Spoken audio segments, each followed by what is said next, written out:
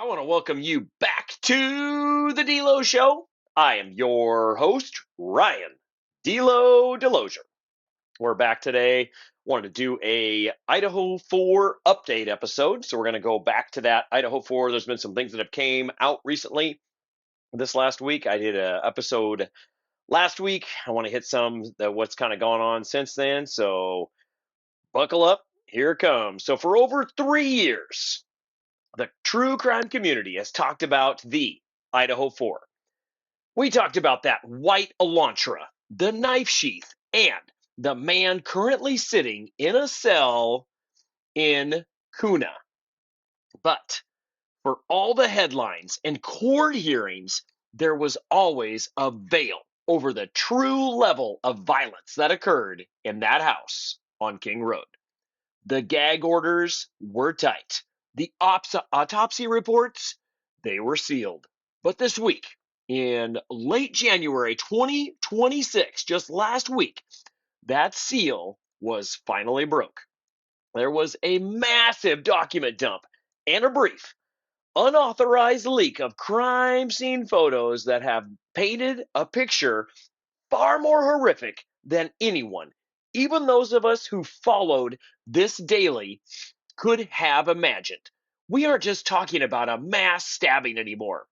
We are talking about an explosion of rage, 150 wounds, a battle for survival in a narrow hallway, and new evidence that suggests one of these four students was the specific reason Bryan Kohberger walked through that sliding glass door.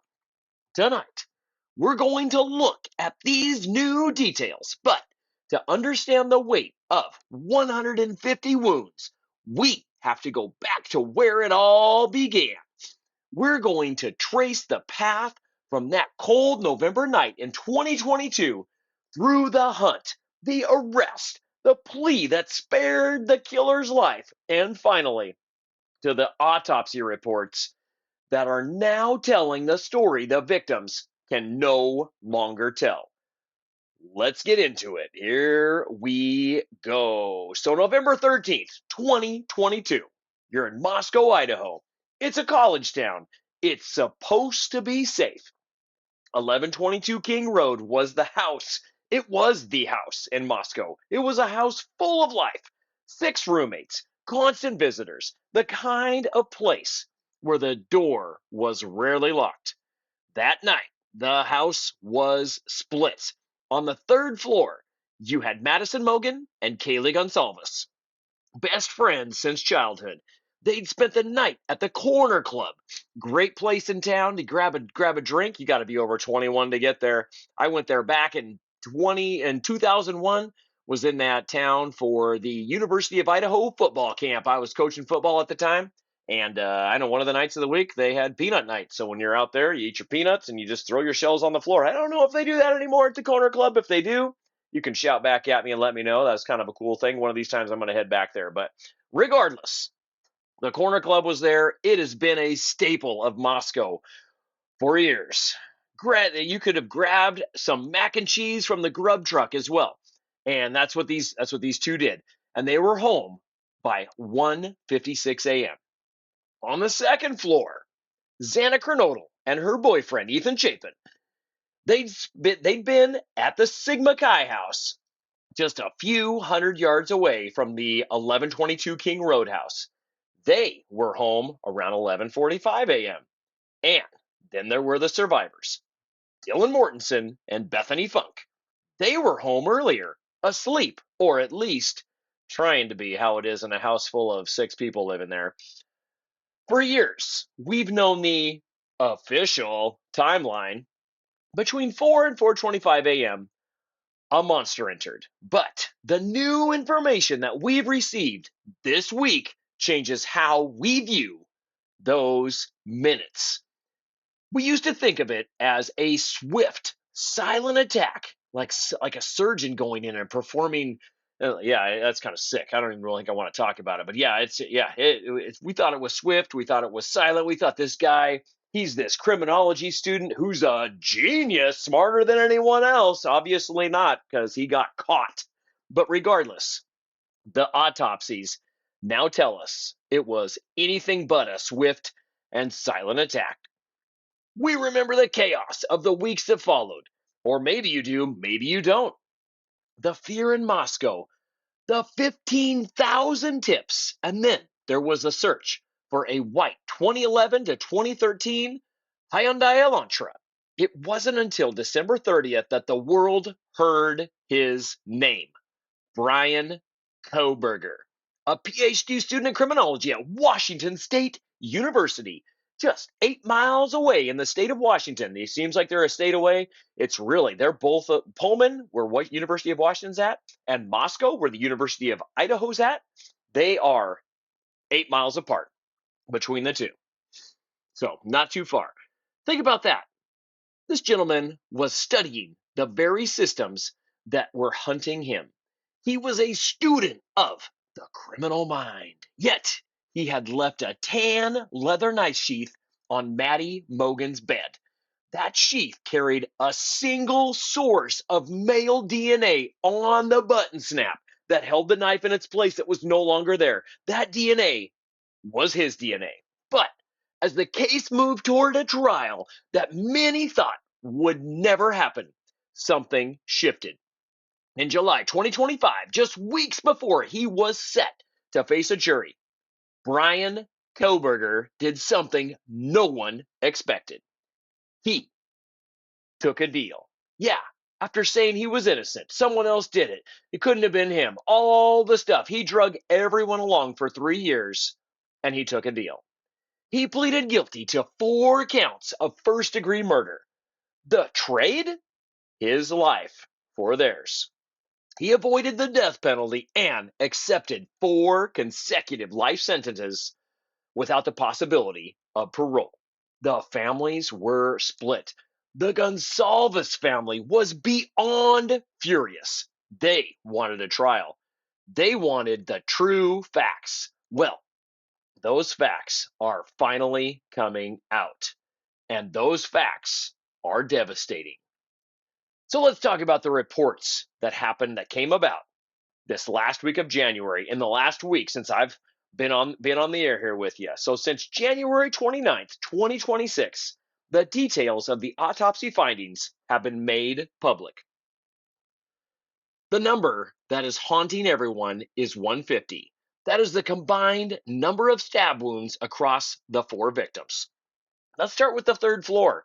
Madison Mogen and Kaylee Gonsalves, they were found in the same bed, Maddie's bed. We now know that Maddie was likely the first. Experts like Jennifer Coffindaffer and Tracy Walder have analyzed the scene, and they believe Maddie was the primary target. She suffered 28 stab wounds. Kaylee, who was right next to her, suffered 38 stab wounds. There was no blood on their feet. And why does that matter? It means that they never left the bed. They died where they slept. But then the killer moved to the 2nd floor. And this is where the silent narrative completely falls apart. Xana Kernodle, the reports show she had 67 stab wounds. That is more than double the wounds on Maddie Mogen. This wasn't just a murder. It was a prolonged, violent struggle. Xana had wounds that went to the bone. She had defensive injuries on her hands so severe. They tell a story of a girl who fought with everything she had. And here is the detail that changed everything. The leaked photos showed blood on the bottoms of Xana's feet. Unlike Maddie and Kaylee, Xana was on her feet. Experts now speculate she was attacked in the hallway first, perhaps while returning from the kitchen after her DoorDash delivery, and she retreated to her room. Ethan Chapin was in that room too. He suffered 17 wounds, including a fatal slash to the jugular. The sheer amount of blood, 3,000 photos were briefly leaked, showed floors and mattresses so saturated that blood was visibly seeping through the exterior walls of the house. You probably remember those photos as well, too. From the crime scene photos, they showed them from the outside of the house. They didn't have them on the inside, but people who got close enough were able, with their zoom lenses or even with their probably iPhone cameras, were able to zoom in and see the foundation of the house physically bleeding. And in the middle of this, we have the texts. Dylan Mortensen, the surviving roommate. New records show she was texting Kaylee at 4:19. She heard the noise. She was scared. She sent messages asking, "What's going on?" And PLS answer, like, "Please answer." She saw a man in a mask walk past her. She stood in what she called a frozen shock phase. Can you imagine the weight of that silence? So, where's our friend now? Not our friend. Where is this perpetrator right now? Where is Mr. BK?